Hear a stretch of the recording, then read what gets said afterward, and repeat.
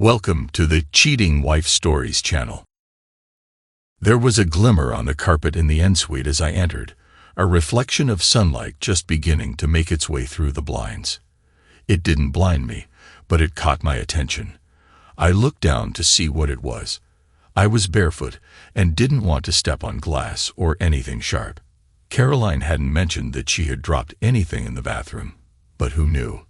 I didn't see it at first, without the light shining on it. It was almost the same color as the carpet. Eventually, I found it.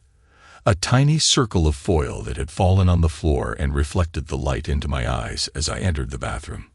I picked it up. It was the backing of a strip of pills, the little circle of foil that gets pressed out when you pop a pill out of the strip. Most times it stays attached to the strip, but occasionally, as in this case, it separates and falls to the floor. I examined it. On one side, it was blank, but on the other side, it had a marking. Tuesday. Since it was Wednesday, I presumed it was from Tuesday's pill, meaning that the pills had to be taken daily. I knew I wasn't taking any medication. I was 35 and fit as a flea, and so was my wife, Caroline. We had both recently undergone our yearly checkups and were pronounced fit and healthy. So why was there a pill cover in my bathroom? I knew there were several types of pills that needed to be taken daily, but the one that immediately came to mind was the contraceptive pill. Caroline was not on the contraceptive pill, or at least I thought she wasn't, since I had had a vasectomy 2 years ago following the birth of our second and last child. She had never had trouble with cramps or period pain, being one of the lucky women who sailed through her monthly cycle with no trouble whatsoever. So why the pills? I had to admit that my first thought was that she might have some kind of illness she didn't want to tell me about. My thoughts went to very dark places for a few minutes, but then I remembered the checkups and the fact we had shown each other the reports. We were both clear. If the little circle of foil was here, then it was likely that the tablets were here too. I closed and locked the door. Caroline was still in bed, and I began to search. It took me some time to find them, but eventually I did. They were buried at the bottom of a box of tampons, inside an aspirin box. When I pulled the strip of pills out, I recognized them immediately as the same kind she used to take before my vasectomy, and even before that, between our kids, while we were not trying to conceive. Why was she back on the pill? I had only one answer available to that question. She was seeing someone else. Caroline and I had been together for 9 years. I had just finished university training as an engineer, and she worked as a PA. We had met in a bar, and although we hadn't exactly hit it off immediately, there had been enough interest for her to accept my invitation to dinner. Caroline was tall, just about an inch short of my 5 feet 10 inches. She was a former athlete and maintained an athletic physique with a lean frame. Her hips were my favorite part of her. We had courted for about a year and then got married when I was 26. Our 2 children were James, 5, and Sonia, 2, and I had the operation to prevent any further pregnancies. 2 was our limit. We had the perfect set. Caroline had returned to work after maternity leave for each of the children, reluctant to leave a job she loved. We had an au pair who looked after the children during the day and went home at night. She was costing almost as much as Caroline was earning, but Caroline didn't care. She just wanted to be out of the house and working at the job she loved. I worked with a couple of buddies, having set up an engineering firm. Between us, we would never be rich, but we were all very comfortable. I tidied the bathroom, put her pills back where I had found them, and decided I needed to think. There was no point in confronting her now. I needed a plan. I needed proof. What would happen after that? I had no idea. Let's get all the facts first, and then see where that leads us. I went to work as usual and considered my options. Firstly, I wanted to know who and when. Also, how long had this been going on? Was it someone at work? Heaven forbid, her boss. Was it the person she had mentioned in passing? This led me to the next disturbing question. Were the kids even mine? All this time, I had not allowed emotion to get involved.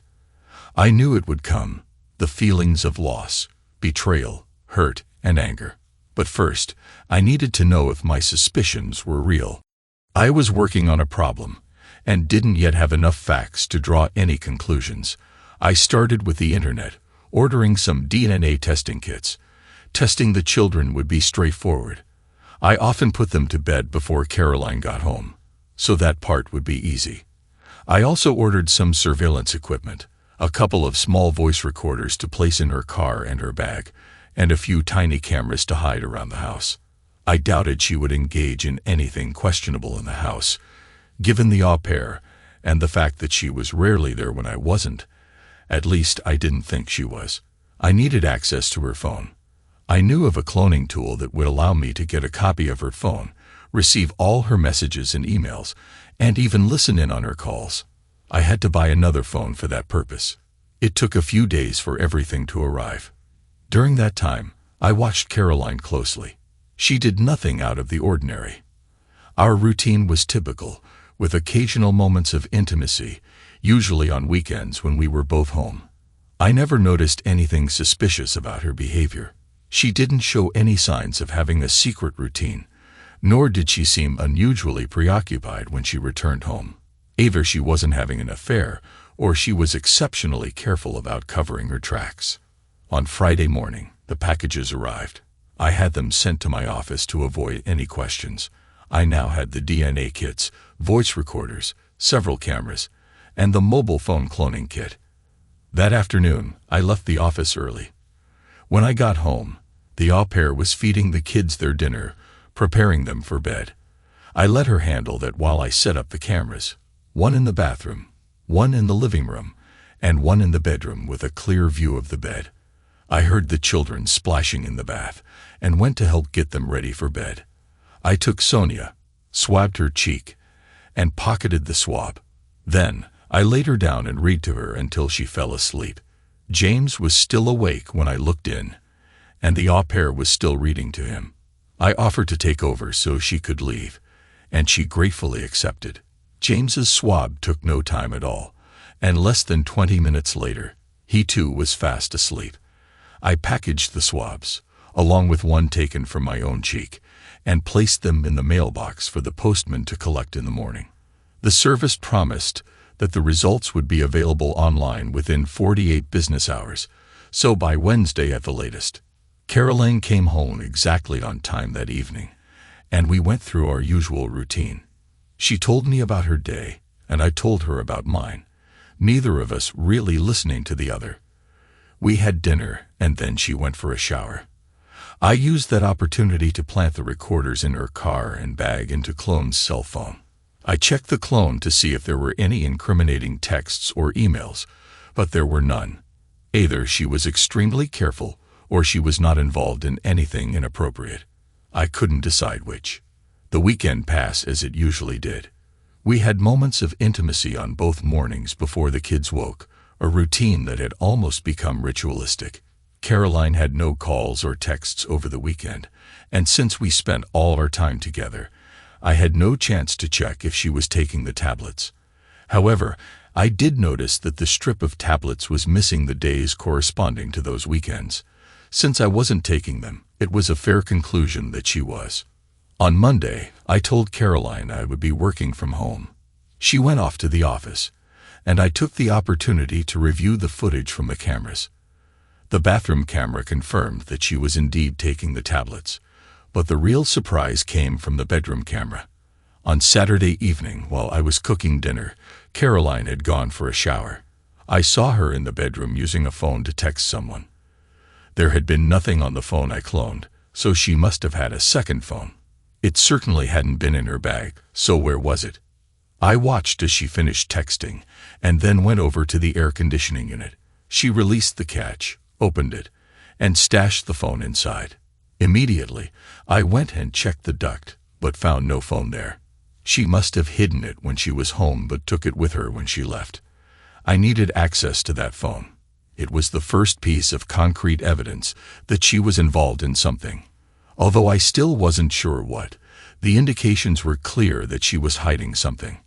I watched the footage of her getting dressed that morning and saw her remove the phone from the air conditioning unit and slip it into her bag before leaving for the day. I needed that phone. That night, when she came home, I watched her carefully.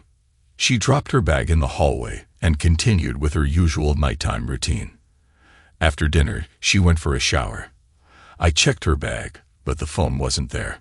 She must have taken it with her and hidden it in the air conditioning unit when she went upstairs. What she didn't realize or didn't care about was that the other side of the vent opened into Sonia's room. Quietly listening for the shower, I crept into my daughter's bedroom and opened the vent from her side. There was the phone. I grabbed it and took it to my office, clumping it to the new phone in just a few minutes. I returned it and had just about closed the vent when I heard my wife come out of the shower. I went and sat by Sonia's bed, gently stroking her hair. When my wife came in, she asked quietly if something was the matter. I shook my head and whispered that I liked to come and sit with one or the other of them from time to time, just to remind myself how lucky I am to have two such wonderful kids. She smiled and said, "You old softy," and suggested we head out before I woke her. I didn't get to look at the clone phone until the next day. That was when my world seemed to collapse. The sound of the intercom from my secretary failed to penetrate as I sat in my office chair, staring at the clone phone, tears streaming down my face. Eventually, my secretary must have grown tired of trying to reach me and knocked briefly before entering my office. She poked her head around the door and saw me. Michelle, my secretary, was a no-nonsense woman who dressed far older than her years.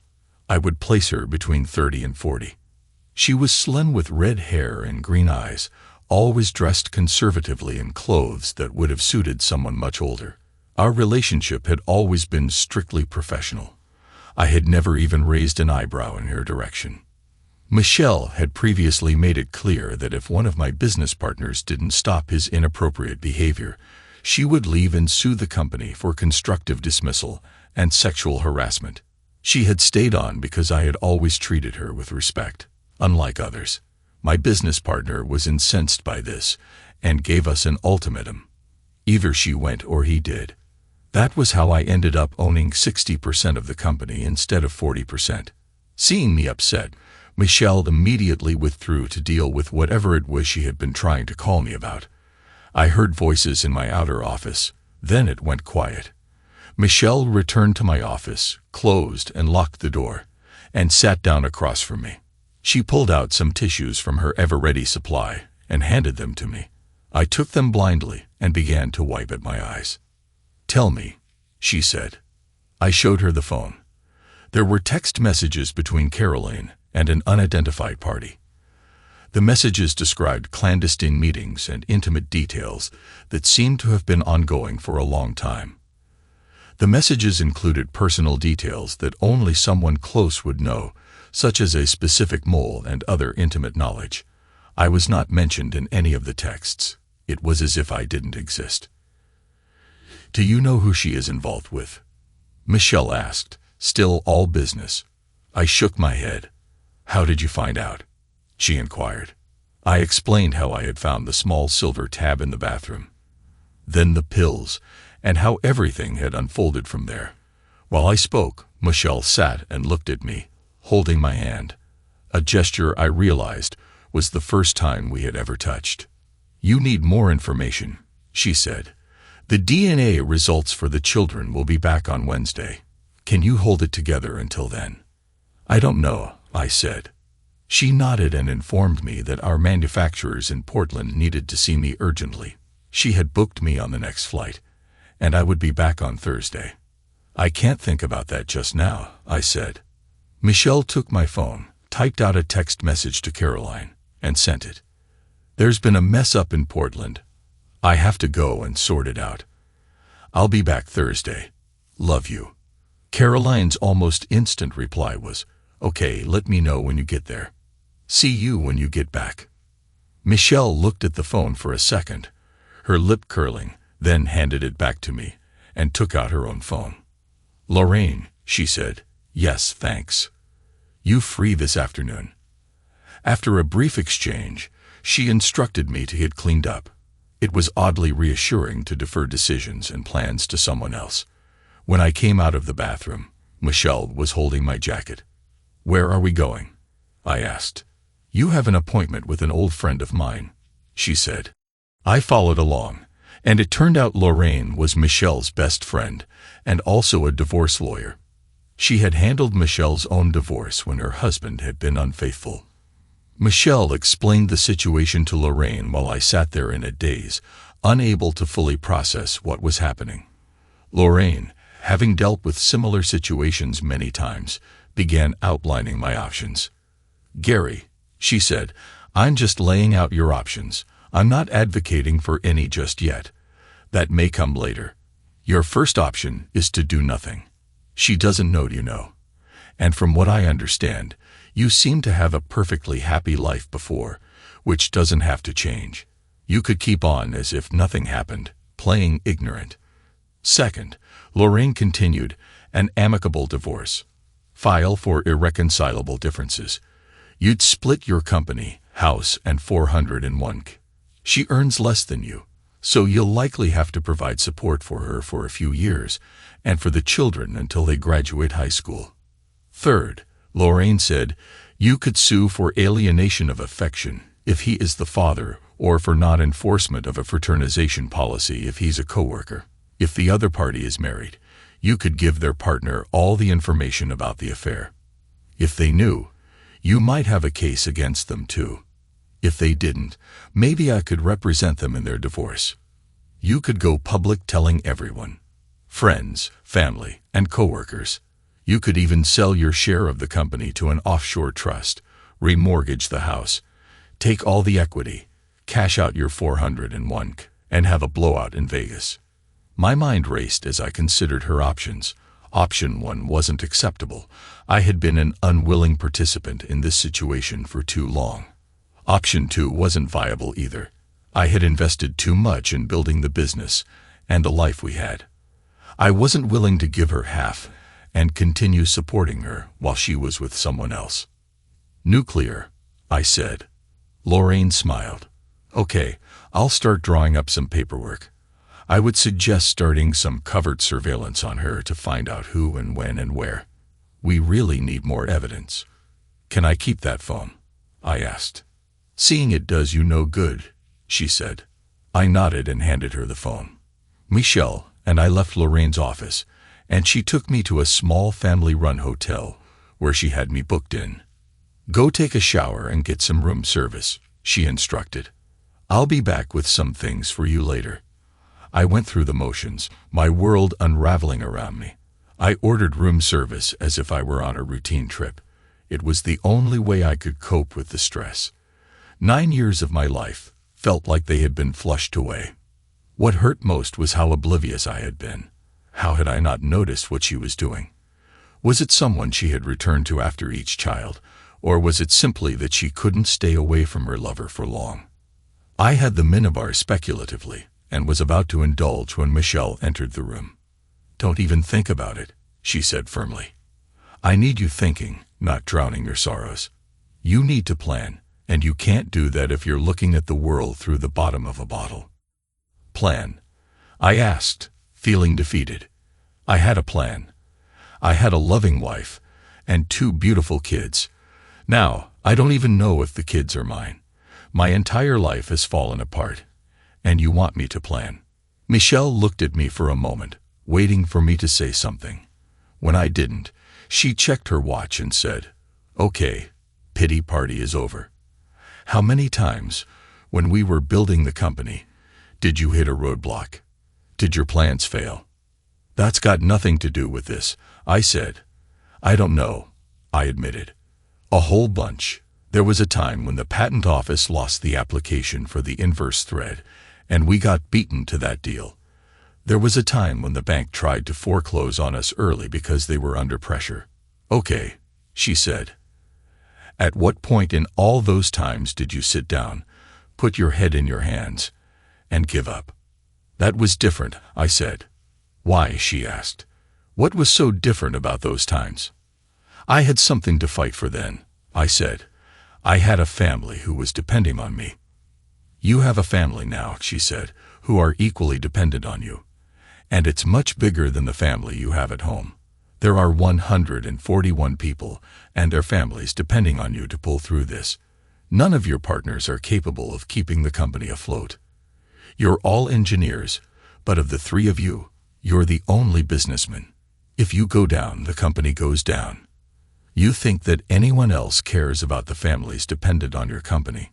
If she gets half, she will sell it off to the highest bidder, and you will lose control of the business. You know who will buy it. Hatting Lou will then own everything you've worked for. Is that what you want? I stared at her. She was right. I had worked too long and too hard to let it all go to whoever offered my wife the most money. I needed to get everything in order to secure my and my family's future. If the kids were mine, I would make sure they were taken care of. As for Caroline, she had made her own choices, and she could deal with the consequences. My anger and determination gave me clarity. I sat down with Michelle and began to make plans. I was going to secure the future of the company and look after the only family I had left. Once I made that decision, everything fell into place. The hurt and indecision were gone. Michelle saw the change in my expression and nodded in satisfaction. That's the Gary I need, she said, the one who knows how to plan for the future. We spent the rest of the evening strategizing. Initially, I considered selling my shares in the company to my partners, but Michelle dismissed that idea. She believed I couldn't trust them to manage the company properly and warned that once they became majority shareholders, they would likely run it into the ground. In the end, we decided to set up an offshore trust. I would sell the company to the trust at market rates and be retained by the trust as CEO at minimum wage. Since the trust was offshore, its records would be beyond the court's jurisdiction, and its owners would remain unknown. I would be a millionaire on paper once everything was finalized, but I needed to divest myself of that capital. I also needed to cash in my 401 and release all the equity in the house. Although we had bought the house together, it was in my sole name, as Caroline hadn't been working at that time. I made a list of tasks and texted my lawyer, who handled the company's legal matters, to schedule an appointment for the next day. After Michelle left, I took another shower and went to bed, not expecting to sleep much. I fell asleep almost immediately and didn't stir until the alarm on my phone woke me. The next day, there was a message from Caroline.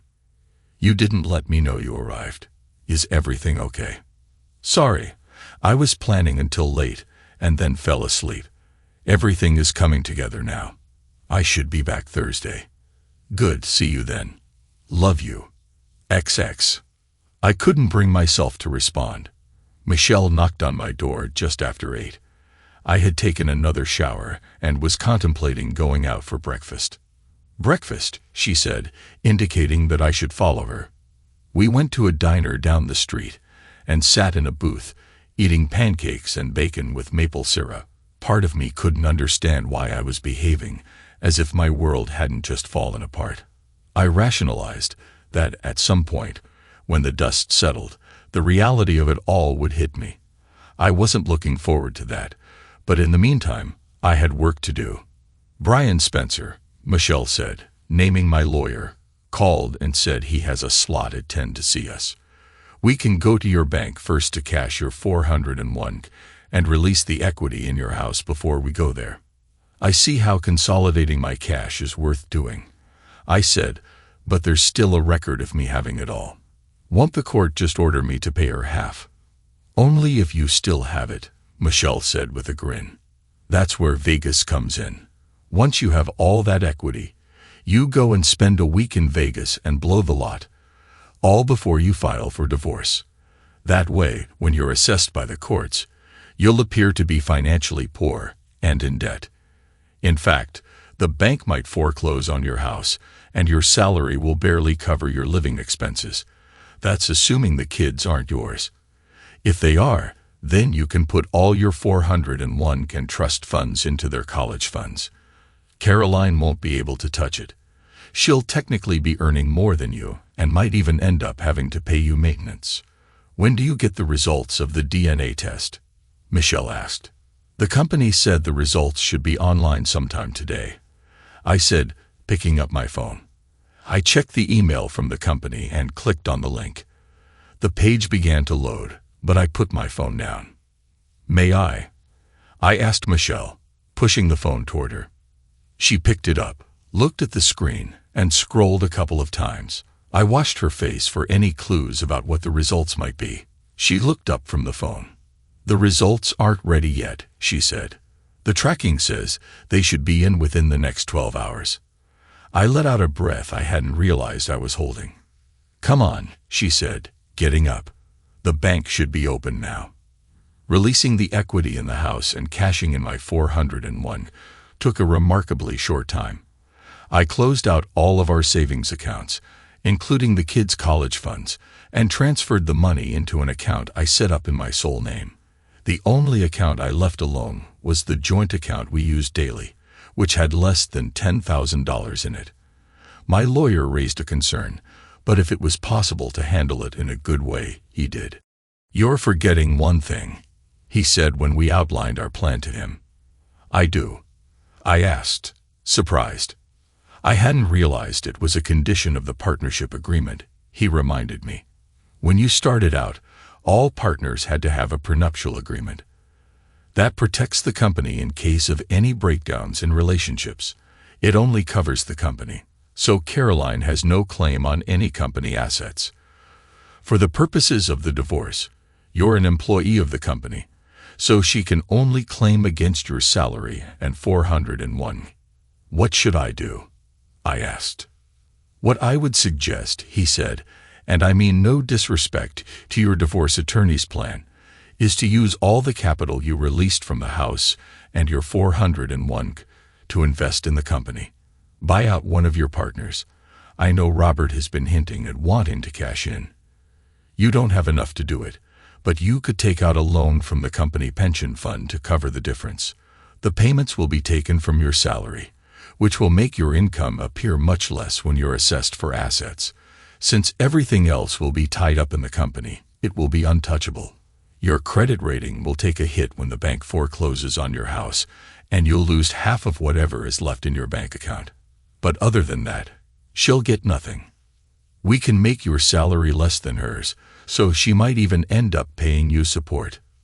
What would I have to live on? I asked.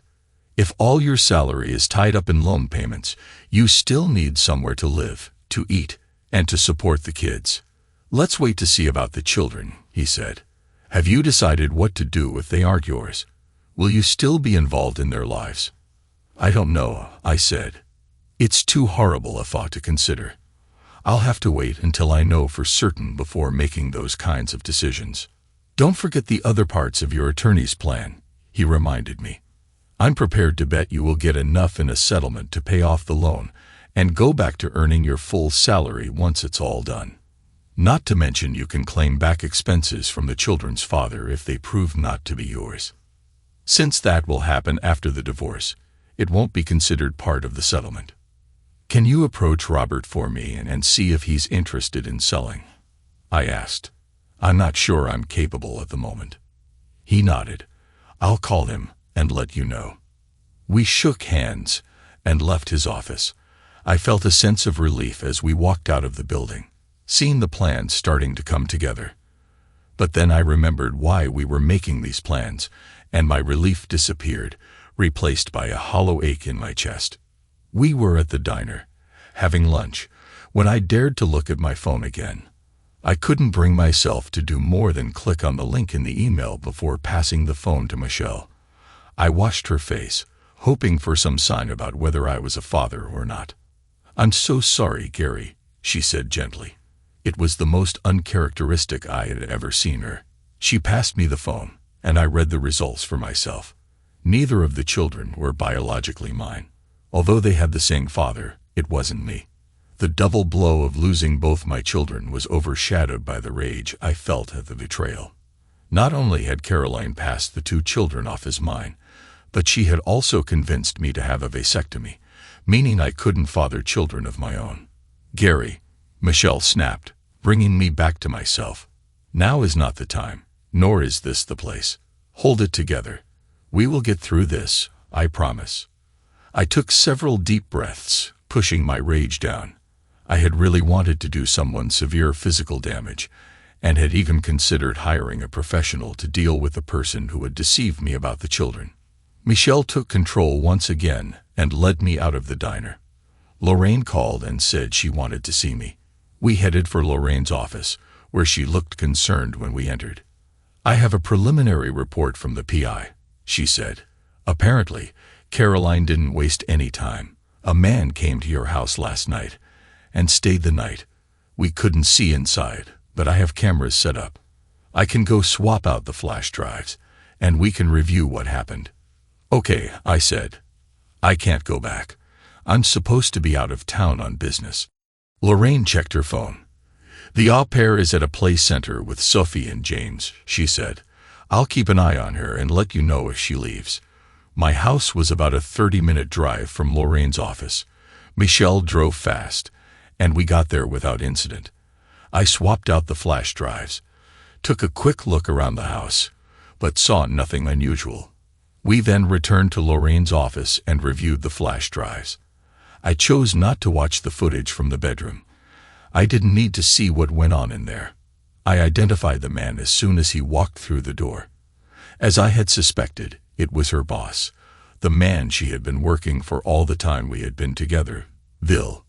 The thing that nearly undid me was what happened when he arrived at the house. He had his own key and let himself in. When he arrived, James looked up and saw him. "Daddy Bill," he exclaimed and ran to hug him. That undid me. I broke down and began to sob. I couldn't watch anymore. Lorraine looked on as I broke down. Michelle, for the first time ever, put her arms around me and held me while I cried.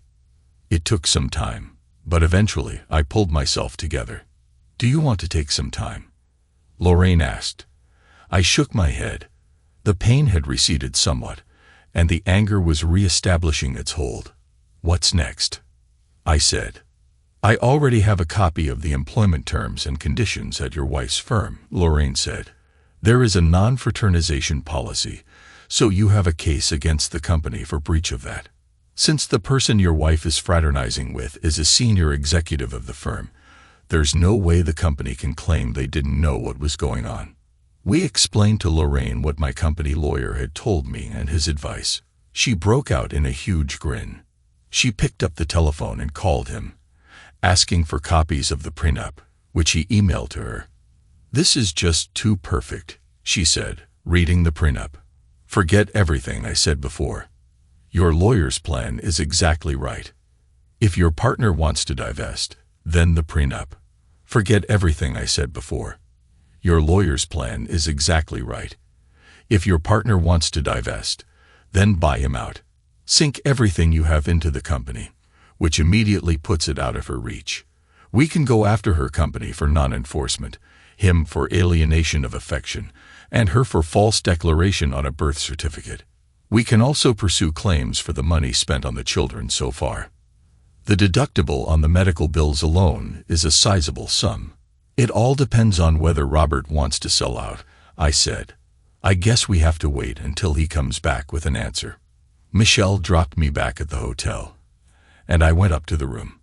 I was just about to sit on the bed when there was a knock on the door. I opened it to find Michelle standing in the hallway. "Come on," she said. "You can't stay here." "What?" I asked, confused. "Because you need not to be alone," she said. "You'll only brood or attack the minibar. I want you where I can keep an eye on you." While she was talking, she had packed up my few things. She grabbed my arm, guiding me out of the room, then checked me out and took me to her car. "Where are we going?" I asked, not caring much where. "My place," she said. "I have a spare room you can use." "But I began. She turned her head and gave me a look. I shut up. I had never been to Michelle's house and was surprised to see that it was almost the same size as mine. Ours was over 2 levels, whereas hers only had a single floor. She showed me to a room with an ensuite shower and told me to get changed. She ordered dinner in, and we ate in silence. I'm guessing it was good, but I didn't really taste it. My mind was preoccupied with a maelstrom of thoughts that wouldn't settle. I was in a rage but couldn't find the energy to express it. I was devastated but couldn't find the energy to care. All I had the energy for right now was to execute my plans. I was on autopilot, my destination set. I was just contemplating what to do after I finished eating when my phone rang. I winced, hoping against hope that it wasn't Caroline. It wasn't. "Hi, Robert," I said listlessly. "Why?" was all he asked. Robert and I had been friends since university. We had trained together, and it was a project we had worked on that had given us the foundation to start the business. I had ended up with more of the company at first because I had more capital to invest than he did. "Caroline is cheating on me," I said in a wooden voice. "Has been all along?" he asked incredulously. "You mean neither of the kids are mine?" I told him. There was silence from the other end of the phone. "So you want to tie up all your assets in the company and hide behind the prenup?" he asked. Either Robert had a far better understanding of the partnership agreement than I did, or Brian Spencer, our lawyer, had explained it well. "I want to keep 5%, he said, "and stay on the books as a consulting engineer. I'll discuss the details with HR. The rest is yours." "Okay," I said. "I'll get Brian to draw up the paperwork." "Gary," he said after a moment, "I'm really sorry. I know it doesn't feel like it right now, but it does get easier, I promise. I've been almost exactly where you are right now, and it does get easier." It was only then that I remembered he had gone through a divorce about 4 years earlier. I hadn't known the details because, despite being friends, he was a very private person. I just knew it hadn't been pleasant, which was how he remembered the prenup. He had used it himself. The next morning, Michelle woke me with a cup of coffee. "Come on," she said, "we've still got a lot to do." Our first stop was Brian Spencer, the company lawyer. He had already gotten all the paperwork together for my buyout of Robert, and we completed that transaction in under 30 minutes. I gave him everything I had taken out of the house, out of my savings, and out of my 401. I also had to take out a loan against the company pension scheme for the balance. Now, on paper, at least I was in debt to the tune of about $1 million. My salary was just about half of what it had been, as the payments were deducted before tax. Then we went to see Lorraine. I showed her all the paperwork from the business transaction, and she was ecstatic. "This is perfect," she said. "I'll file the paperwork today. We should be able to serve on Monday if you want. We'll serve him, her, and the company simultaneously." "Where do you want her served?" Lorraine asked. "Wherever it causes her maximum embarrassment," I said. "If you could do it via billboard at the Super Bowl, I'd happily pay for that." Lorraine laughed. "We'll serve her at her office," she said. 10 a.m. Monday, provided the papers clear the courts before then. If I file them today, I should have them back sometime tomorrow afternoon. I nodded. "Now what?" I looked at Michelle. She was running things now. "We have 2 more stops before you go back to the office and pretend that you just came back from putting out a fire in Portland. Do you think you will be able to hold it together at home until Monday?" "I guess I'll have to," I said. "Don't guess," she said. "Tell me what you need to help you hold it together until then." "I don't know," I said. "Some good news." She smiled at me. "Let's go." I was surprised when we pulled up outside the medical center, where I had all my physicals and where I had had my procedure. "What are we doing here?" I asked. "You wanted some good news," she said. "Come on." I followed her into the clinic and stood back as she went to the reception desk. The receptionist nodded and indicated for us to take a seat. We sat, and less than 2 minutes later, my doctor came out and invited me into a consulting room. I looked at Michelle, who had made no move to follow. "Please," I said, and she nodded and accompanied me. Dr. Harrington made no comment about Michelle being involved in my consultation. He knew who she was, and that she was not my wife, as he was both mine and Caroline's doctor. Why I was asking my secretary to come with me was my business, not his. "Gary," he said, "I understand that you wanted to ask about reversing your vasectomy." My eyes widened. Was that even possible? I looked at Michelle, who had the tiniest of smiles on her face. "Yes," Dr. Harrington said. "It is possible. Since your vasectomy was under 3 years ago, there is a success rate of about 95% for reversal. The operation is a bit longer than the original procedure and involves a general anesthetic, but I'm confident that you will be able to father children again once we are done." Once again, my eyes filled with tears. I still have a chance at fatherhood. It would mean surgery, but that was a small price to pay if it meant that I could have my own children. I had no idea who I would be having children with, but at least it was possible. "I know it's a lot to take in," said the doctor. "Here is some information about the surgery and the costs. Sadly, it wouldn't be covered by your insurance. If you want to go ahead, let me know, and we can schedule you in for a workup," the doctor said. "Thank you, doctor," Michelle said, taking the information from him. "We'll be in touch." I stood and allowed Michelle to lead me from the clinic and back to her car. "Is that good enough news?" she asked, smiling softly. On impulse, I embraced her and expressed my gratitude. Then I realized what I had done and quickly stepped back. "I am so sorry," I said. "Gary," she said gently, "it's okay." We got into her car. "One more stop, then back to the office," she said. I had been to Bill Wainwright's house a number of times during the years Caroline had worked for him. He and his wife, Stephanie, lived in a nice area just outside the city in a gated community.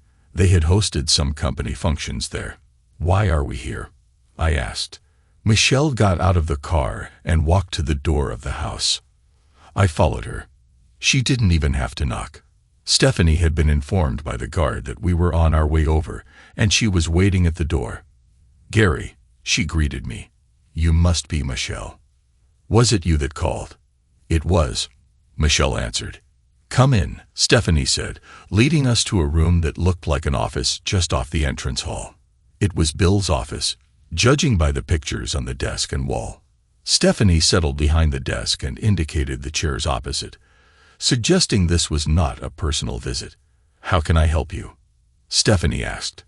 I sat there staring at her, unable to speak. Finally, I asked, "Did you know?" Stephanie sighed sadly. "No, I suspected, but I never knew for sure. I could never find any proof, nothing I could take to a lawyer. Otherwise, I would have taken him to court for every penny he has." "Get in line," Michelle growled. "Do you have proof?" Stephanie asked, and I nodded. "Proof that neither of my kids are mine, that they share a father. Video of him and Caroline at my house, my son calling him Dad," I said, my voice breaking. I couldn't finish that sentence, and once again, I was overwhelmed with emotion. "Oh, Gary, I'm so sorry," Stephanie said. "I had suspected for years, but he was so careful," she said. "I had suspected for years, but he was so careful. I had him followed, checked his phone, his email. I even confronted him about it, but he convinced me I was just being paranoid. The PI I used came up empty. I promise, if I had been certain, if I had any proof, I would have come to you right away. I didn't want to destroy what looked like a happy marriage based on mere suspicion. I needed to be sure, and I never managed to get any evidence." "What are you going to do now?" I wondered if I should tell Stephanie my plans. I didn't know if she would inform Bill immediately. It was probably too late for him to do anything meaningful, but I wanted it to be a big shock for him, just as it had been for me. "Now that you have proof," Stephanie said, "what are you going to do?" "I'm not sure if I should be telling you this," I said. "I understand," Stephanie said with a small smile. "And I don't blame you. I wouldn't tell me either. If you have the name of a good divorce lawyer, I would appreciate it." Michelle pulled a card out of her purse and handed it to her. "Thank you," Stephanie said. "Will a week be enough time?" I nodded. "Perfect," Stephanie said. "I'll contact her and coordinate with her." Stephanie stood, signaling that our meeting was over. Michelle and I also stood. Stephanie gave me a brief hug, and a peck on the cheek. Once again, "I'm so sorry," she said. "Look after him." She directed at Michelle, who had stiffened slightly. "He deserves better than what was done to him." We returned to the office, and I spent the rest of the day catching up on work that I had missed while I was in Portland. At the end of the day,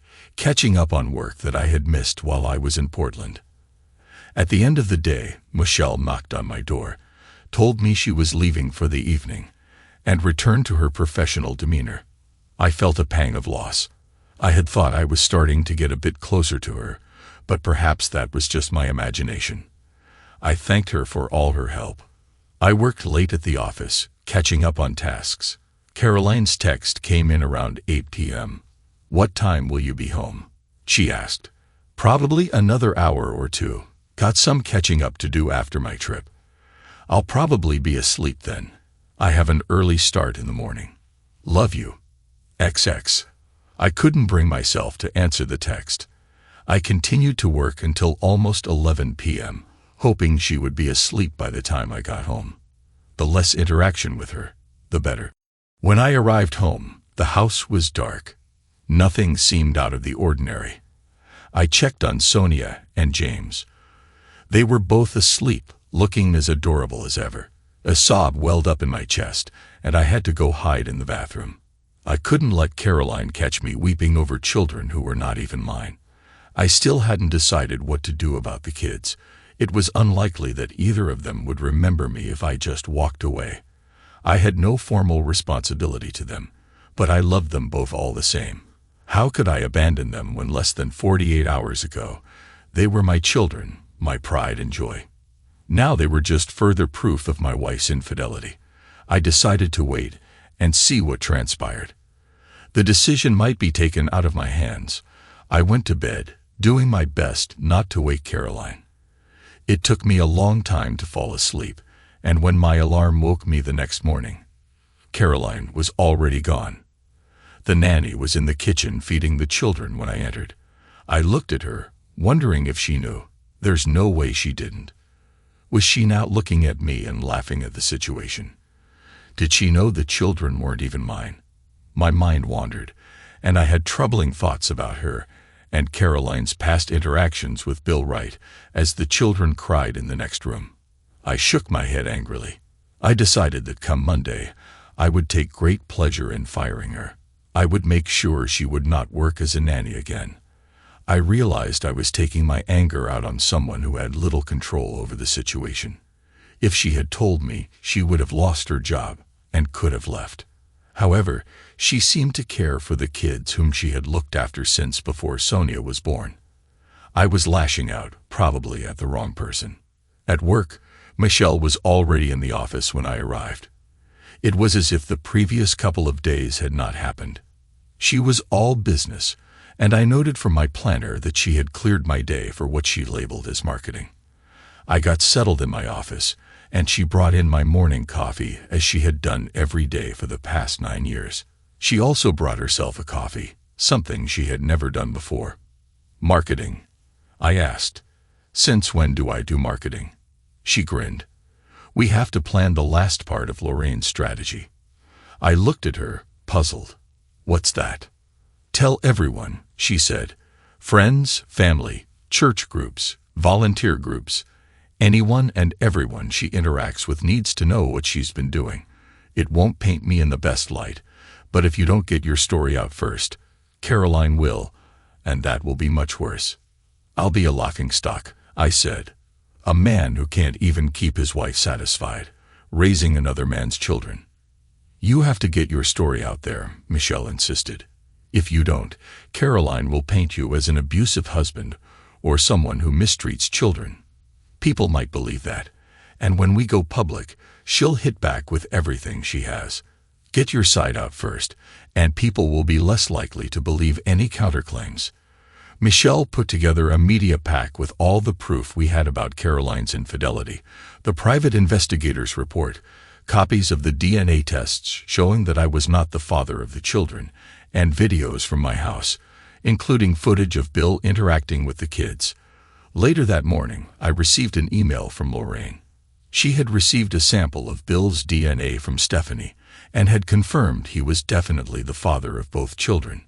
I included this new information in the media pack, which would be sent to Caroline's parents, my parents, and Caroline's siblings. Electronic copies were also sent to all her Facebook and LinkedIn contacts, along with anyone else I could think of. I arranged for the media pack to be delivered at 10 a.m. on Monday, the time when the revelations were set to be made public. I only had to get through the weekend, which I had planned for as well. As an engineer, it took me less than an hour to design and build a small device with a motor, timer, and battery. I set it so that the motor would create a jarring vibration after a certain amount of time. On Friday night, after the nanny had left, I secretly placed the device under Sophie's pillow. It was set to go off at 6 o'clock the next morning, around the time we would normally wake up. This would ensure that our usual weekend morning routine was disrupted. The device worked perfectly. I was woken by Sophie coming into our room and climbing into bed with us, so our usual weekend morning routine was interrupted. I smiled to myself, managing to keep busy all day Saturday with the household tasks Caroline had been asking me to do for months. When she commented on it, I simply mentioned that it was about time I took care of them, given how much she had been reminding me. Saturday night, Caroline, unusually, tried to be intimate, but I pretended to be asleep when she came out of the bathroom. On Sunday, her daughter once again woke up early, startled by the device I had set up. We decided to take the kids to the zoo for the day. Throughout the day, there were moments when I looked at Caroline, the woman I had loved and thought loved me in return, and the children I had cherished, only to realize they weren't mine. I struggled to keep my emotions in check, biting my cheek until it bled, but I made it through the weekend. On Monday, I was eager. I told Caroline I would be working from home and wanted to speak to the nanny. Caroline left for work at her usual time, poking her head into my office to say goodbye. I pretended to be engrossed in an email and just grunted in response. Once she left, I looked at my watch. It was 8:15. The nanny knocked on my office door, wanting to take the children to the play center, but I said no, they needed to stay at home. She was surprised, as I had never refused her before, but she nodded and went back to the children. I heard James get upset, having wanted to go. Around 9 o'clock, Michelle arrived at the house, which surprised me, but I let her in. For the first time, I made coffee for her. We had a teleconference with Lorraine at 9:30. Gary, Lorraine said, "This is your last chance to reconsider. If you have any second thoughts, now is the time to speak up." "I have no second thoughts," I said. "Then I'll see you on the other side," Lorraine replied. It was on. I watched my email account for confirmation of service emails. At exactly 10 a.m., the first arrived, the second about 3 minutes later, and the third 5 minutes after that. Then my phone rang. It wasn't Caroline, as I had expected. It was my mother. "Hi, Mom," I answered. "What's going on?" she asked. "You read the packet I sent?" I asked. "Yes, but then she said. "Read the packet I sent?" I asked. "Yes, but then as much as I do," I said. "Caroline has been cheating on me, probably my whole married life, with her boss. The kids are not mine. I'm divorcing her." "Gary, can't you?" she said. "No, Mom, I can't. I have to go. I have other calls coming in." I hung up. The phone rang again immediately. This time, it was Caroline. "Gary, we need to talk," she said. I didn't answer, waiting for her to continue. "I'm coming home," she said, and ended the call. "Caroline is on her way," I told Michelle. "I'll get out of your way." Michelle offered to stay, but I wasn't sure how to ask her. I just looked at her as she said, "Call me when you know what's happening," and left. Caroline arrived about 20 minutes later. I heard her car pull up, but she didn't even bother to park in the garage.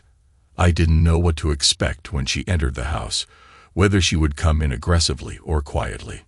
She entered my office and sat down opposite me at the desk. "Gary, she began. Not interested.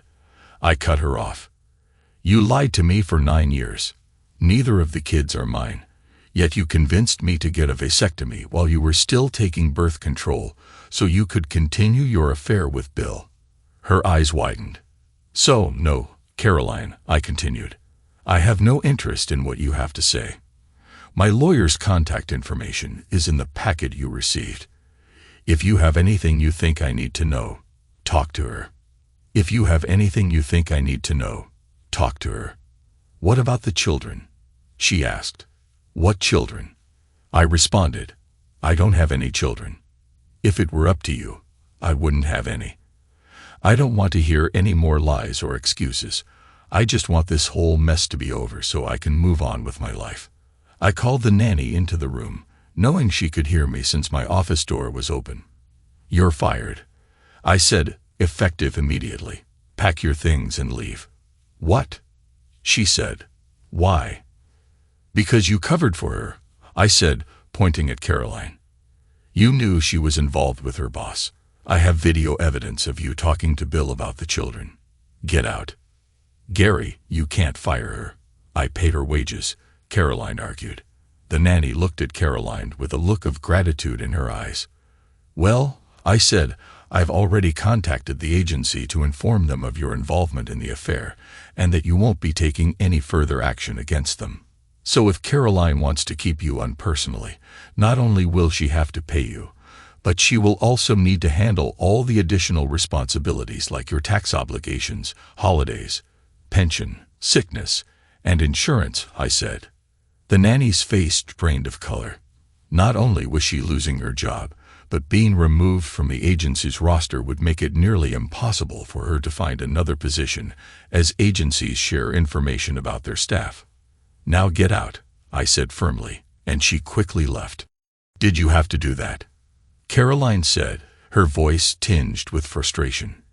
You're talking again. I replied. I told you I didn't want to hear it. What I do want is for you to pack your things, take the kids, and leave. This is my house too, she said. Not according to the paperwork, I countered. It's in my name, so until the courts decide otherwise, you need to leave. She flinched when I raised my voice. James came into the room, saying, Mommy, Sonia fell down. Caroline, with a stunned expression and tears on her cheeks, went to check on her daughter. I closed my office door and stayed inside while she gathered her things. After a few minutes, she returned with Sonia in her arms. Are you going to say goodbye to them? She asked. Don't say it, I said. She's not my daughter, and he's not my son. Take them to Bill and let him take care of them. They have nothing to do with me. Gary, Get out, I said, interrupting her. I heard the front door close, and after a few minutes her car drive away. I released the breath I had been holding. I was overwhelmed with emotion and was startled when Michelle's arms wrapped around me. As I broke down, resting my head in my hands, Michelle held me close. It took me a while to calm down. I felt like I had lost 9 years of my life, my marriage, and everything I had built. Michelle took charge. Come on, she said. Lorraine mentioned it would take about 4 hours for Caroline to obtain an emergency occupation order since she has the kids, and this is the marital home. Do you really want to give her the satisfaction of throwing you out of your own home? We gathered some of my clothes and important paperwork. I would need to find a place to stay, but for now, I loaded my belongings into both mine and Michelle's cars and left. Initially, we went to the office where I was served. Later that day, Lorraine called to inform me about the service. There was not only an occupation order but also a restraining order, meaning I wasn't allowed within 100 yards of the house. If I wanted to retrieve anything, I would need to make an appointment and be accompanied by Caroline's lawyer at my expense. Without fully grasping the situation, I found myself moving into Michelle's spare room. All my clothing was stored in her wardrobe, and my paperwork was neatly filed in the office. It had been a week since Caroline had been served. Clothing was stored in her wardrobe, and my paperwork was neatly filed in the office. It had been a week since Caroline had been served. I spent the time working and then returning to Michelle's house for meals and rest. She brought me coffee in the morning, made breakfast, and we traveled to the office together. Despite the difficult circumstances, nothing seemed to change between us. She remained professional, and other than the hug when I had broken down at my house, I hadn't smiled at her. On Monday, we had an appointment with the lawyers from the company where Caroline and Bill worked. I wasn't fully aware of the details, but we were apparently suing for a sum the company could barely afford. They had insurance, but it was capped at $1 million, and we were seeking more than that. Their lawyers were very businesslike, while Lorraine, my lawyer, was almost gleeful. "What will it take to settle this?" asked one of their lawyers. "Immediate and permanent termination, with loss of pension for the senior party involved," Lorraine said, "as well as keeping Caroline on the payroll for at least 3 years and an additional $1.5 million. I wasn't fully engaged as they negotiated back and forth. Eventually, they agreed to all of the above, but I would only receive about $750,000. That amount would cover a significant portion of the debt I owed to the company pension fund to be paid after the divorce was finalized." Later, Lorraine and I met with Bill's lawyers. I left their office $500,000 richer, which would cover the pension fund loan completely and leave me with a substantial amount of money after the divorce. My final appointment of the day was with Caroline's lawyers. Caroline was present, but avoided making eye contact as I entered. Michelle and Lorraine accompanied me. "This accounting on the divorce petition is ridiculous," Caroline's lawyer began. "Your client is a majority shareholder and CEO of a company worth approximately $20 million, not to mention the assets in the house, savings, and $401K. "I suggest," he started. "Let me stop you there," said Lorraine, pulling out a sheath of papers from her briefcase. "The company is out of scope for the divorce as per the prenuptial agreement signed by all parties. My client recently made a significant investment in the company, depleting the majority of his savings, including his $401K, and taking a loan against the house. He also had to take a loan from the company pension fund. One of the partners wanted to divest, and it was crucial to prevent those shares from falling into the hands of a competitor who has been trying to take over the business for some time. Given the reduced salary from the pension fund loan, he is now paid less than your client. I will be asking the courts for some sort of maintenance agreement to support him while he finds his footing." "What about the children?" asked her lawyer. "There is DNA proof that those children are not his," Lorraine replied. "She knowingly falsified birth records to show my client as the father with the intent to defraud. Additionally, we are looking into seeking damages for the significant impact of her convincing him to undergo a surgical procedure, believing he was the father of the children. The alternative is that your client accepts the divorce petition, as is, packs her things, and vacates the marital home. She will receive half of the joint account, which currently stands at $9,443.15. Her lawyer reviewed the paperwork, the prenuptial agreement, and then looked at Caroline. For the first time, Caroline made eye contact with me. "Gary, please," she said. "9 years," I responded. "You lied to me every single day. You have nothing to say that I want to hear." Caroline looked at her lawyer and nodded. She signed the papers. I wasn't present when she moved out of the house. I received an email from her lawyers informing me that the restraining order had been lifted and that the house was now mine. I considered moving back in, but decided against it. Instead, I put the house on the market. It didn't quite cover the outstanding balance owed to the bank, but I made up the difference, and the bank was satisfied. 2 months later, I was still living in Michelle's spare room. After our divorce, Caroline moved in with her parents, who, despite all the evidence, remained on her side and refused to speak to me. It was no loss, though. For some reason, Stephanie had not divorced Bill as she had promised. I had no interest in finding out why, especially since he had lost his job and pension.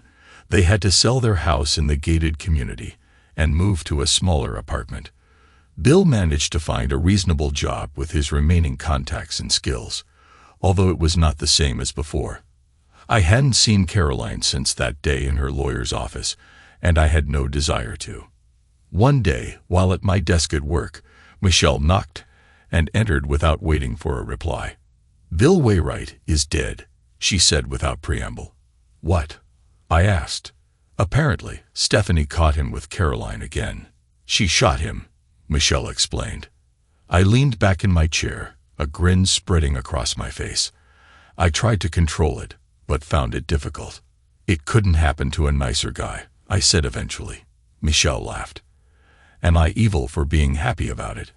I asked. "Not at all," Michelle said. "That scoundrel got what he deserved. Oh, by the way, this was just delivered," she added, dropping an official-looking envelope on my desk. I looked at it with trepidation, knowing what it contained. I opened it and looked at the contents. "That's it," I said. "I'm finally a free man." "Finally," Michelle agreed. Then, to my surprise, she kissed me. It wasn't a brief kiss, but rather a full, heartfelt kiss that left me breathless and amazed. When she finally pulled away, she looked down and saw my reaction. "For 9 years," she said, "I've taken care of you. You are the most perfect man I have ever met. Not once did you ever make an advance, and I loved you for it. I have waited for you for 9 years, and now that you're free, I want to show you that not all women are deceitful. Please give me a chance." I was stunned, reflecting on all the time I had spent with her before I learned about the infidelity. I had defended her fiercely against my business partner, even to the point of having him removed from the business. I realized then that I had real feelings for Michelle. It seemed inevitable that working closely with someone for so long would lead to deeper emotions, and now, with the divorce behind me, those feelings were clear. "Say something," she said, a look of worry on her face. It was the first time I had ever seen her uncertain. "How many?" I asked. She looked puzzled. "How many what?" "Children," I said. "How many children should we have?" Thanks to everyone who took the time to listen to today's stories. If you enjoyed it, please consider liking and subscribing if you haven't already. Feel free to share your thoughts on the events in the comments below. Take care.